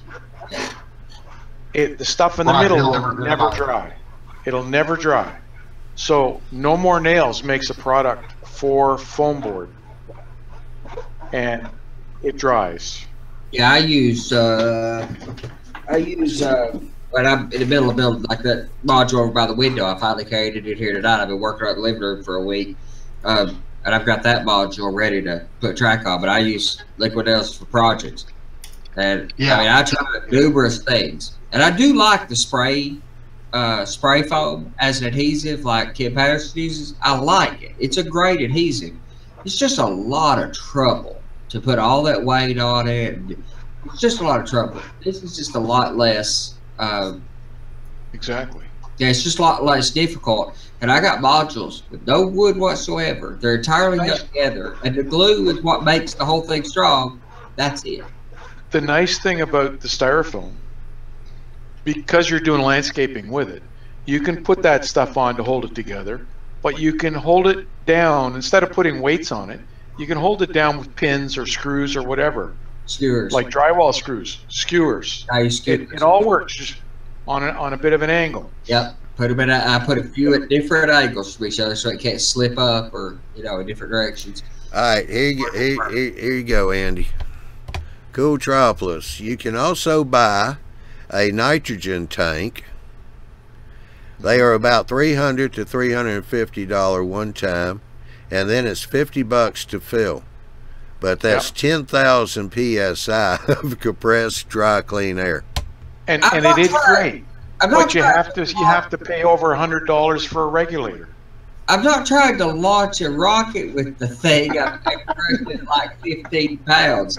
I mean, I could blow myself through the wall with that thing. So we use those things that work, and there's no moisture in that whatsoever. You never have to worry about a moisture trap. That's cool. I like it. Yeah, because what you have to do is take it to a gas company, and they actually fill it with dry compressed air. Well, I used to solder under, not much, but I don't say I can't say I used to. I got trained to solder under nitrogen. I'm pretty sure it was under nitrogen, in a closed, contained unit in a, like an aquarium essentially kind of thing, but in a sealed unit. And I'm pretty sure they gassed it with nitrogen. And then we soldered it in because there couldn't be oxygen in case a bubble of oxygen got in the solder joint. When you were soldering on a satellite that was going to go into orbit, a single, a few molecules of oxygen would bust out of the solder joint once they were in, above the atmosphere. And I'm pretty sure it was nitrogen. I mean, that was 20 years ago. So, but it was done through a tank like that. Although I don't. Go ahead. I don't think I'd want to have that tank in the house.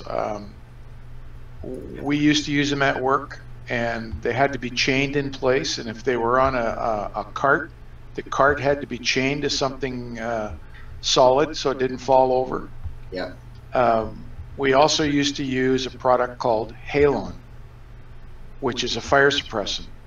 Yeah. And it came in cylinders that had about that much pressure in them as well. Yeah, they don't use that.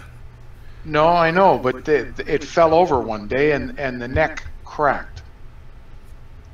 The gas wasn't coming out, but the guy figured, well, I can fix this. So he started to unscrew it, and it finally let go. And there was a piece of hose on it about 12 inches long, and he had it right up by his chin.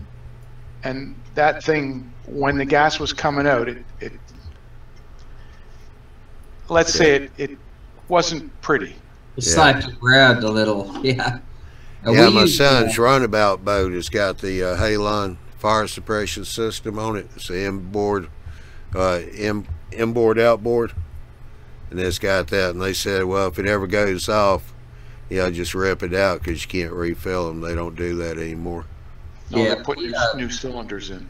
Well, we used Halon fire suppression above our equipment racks in the IT space because fire suppression systems are so down to IT equipment. So we use Halon fire suppression systems, and we have to have the tanks cycled every year. So we pay somebody to take those tanks away, bring new tanks in, or maybe it's every 2 years, but whatever. But they won't come in and refill them. And up until about 5 years ago, they would just come in and test the tank like the guy who tests the fire extinguishers would. But now they bring replacement tanks. Yeah. But anyway, getting back to that, it would cost you to have a proper regulator for that. It would cost you almost $250. You can probably get a used one for $150. It's not worth it. And then you have to reduce it to your compressor size. And if you were painting incredible paint jobs on exotic cars, but I have a hard time thinking anybody's going to put their Lamborghini in my trade room for me to paint it for them. So with what we're doing, the water or the moisture traps they've been plenty adequate for people for a long time. Yeah. Far for me to ever use the expression good enough. But in this one particular case. Yeah, like Go Tropolis says, OMG, OSHA. Yeah, I used to work in the mine world. I dealt with MSHA, which you think OSHA's bad. MSHA's. Andy, I can only think of one use for a high pressure air tank like that. for you, that is. Okay. To power steam air horns under your layout. Well, that's kind of interesting. A couple of people I watch on or follow on YouTube are into build these PVC horns, which that's more diesel replication. They're building replica, Leslie and and Nathan P5 or whatever, Leslie P5 chimes out of PVC and using air tanks to do it, which is interesting. But 10,000 pounds of pressure, heck, anything close to that. That's a lot of pressure. I mean, launching rockets, air-launched rockets, yes, with 10,000 pounds of pressure, you can do stuff like that. The neighbors will love you. Or building a pumpkin cannon. Yeah. A pumpkin cannon? I built potato guns before in my life. Well, they got that show. They got that show on TV. I think it's around Halloween. They pumpkin chunking is what it's called. Yeah, and they build cannons to shoot pumpkins. Yeah, I built the pumpkins. It's a competition. It's the states. It's the finals. They do it every year.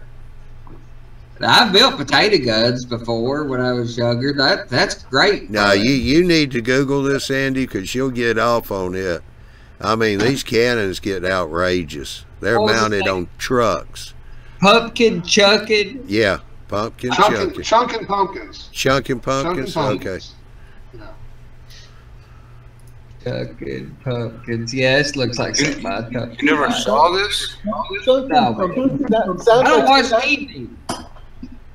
World champion pumpkin chucking. Chris, Andy lives the sheltered life being there in the train room all the time.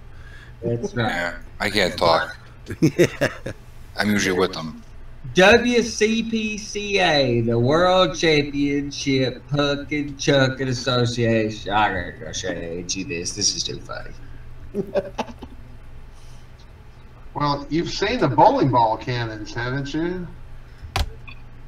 They They literally they build like these medieval mortars, and they have competitions. See how far they can shoot bowling balls down these ranges.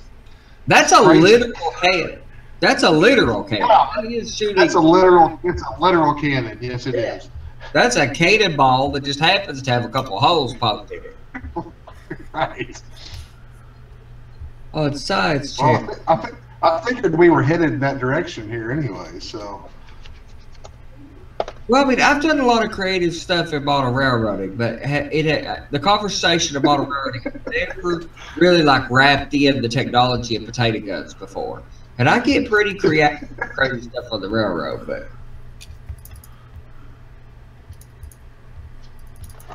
Yeah, I'm not really sure how I would deploy a potato gun in model railroading. There's probably some way somebody will come up with, but I don't know what it is. Yeah, I'd have to think about that for a while. Wow, they do some crazy stuff. They're like building, I can't think what the thing is called. Trebuchet. Like a trebuchet. Trebuchet. I was supposed to work. Well, brother. Oh, here's Marty. Gee, just when we thought it was safe, he shows up. Must be lunchtime. He's on a bus tour again.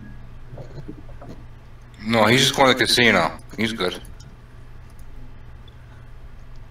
Hey, you get to watch the back of the seat.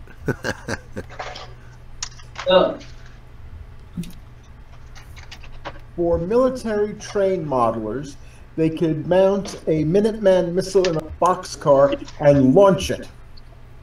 Yeah. I was about to ask. Hey. You do it in G scale and attack the cat.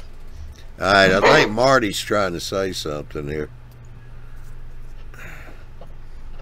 We're on our way to the National Rail Museum at the moment. So when we get there, I might see if I can do a live feed. All righty. Awesome. Yeah, I'm about to wind up the show. We done hit the 2-hour mark on this thing tonight. Yeah, you are past 3 minutes past your ending. But I do want to say one thing before the show ends. Well, hurry up. Hopefully Curtis is all right with the hurricane coming in and everything. Good point. Yeah. That's good to take in Georgia too. Anybody that's in the path. And CSX police and everybody else. Oh, and, who cares about CSX? Yeah, it does. Norfolk, let's take Norfolk Southern and Florida Central, or FFC, or whatever that railroad is. Florida East Coast. Yes, FEC. That's it. I'm worried about everybody down there at the coast of this thing. It looks like it's going to be something, so. It's going to be nasty. Yeah, man. Tom, Supposed to be a worse hurricane than the one that just hit Houston. It's supposed to be the worst Atlantic Ocean hurricane ever, or ever recorded. Yeah, it's right up there. Depending on which way you look at it, it's like one of the top 3. Yeah. To the ball, to the spoon, ball to the spoon, to the mouth. Alrighty. Tom Kavicak's in Florida, isn't he? Isn't he in like Tampa? Do what? Tom Kavicak, Tom's Trains and Things here on YouTube. No, he's isn't he in Tampa? No, he's way south of town. He's down there in Naples. Oh, well, that's worse. Yeah, that's as far as the hurricane's concerned. That is. Yeah, that's about 2 hours because I'm an hour south of Tampa in Venice. You know, I go down to see Jay. He's right there in Venice. That's between Tampa and Naples. Yeah. Okay. Yeah, distance signals are also down. The distance signals are also, that YouTube guy is down there too. Okay, well, let's wind this one up because we done hit 2 hour mark. So. Hour and probably 6 minutes. 4. Alrighty, so.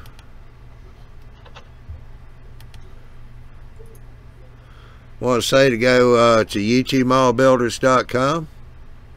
There you can check the schedules for all our shows. The Tuesday and Wednesday shows are at 8 o'clock Central, 9 o'clock Eastern Time.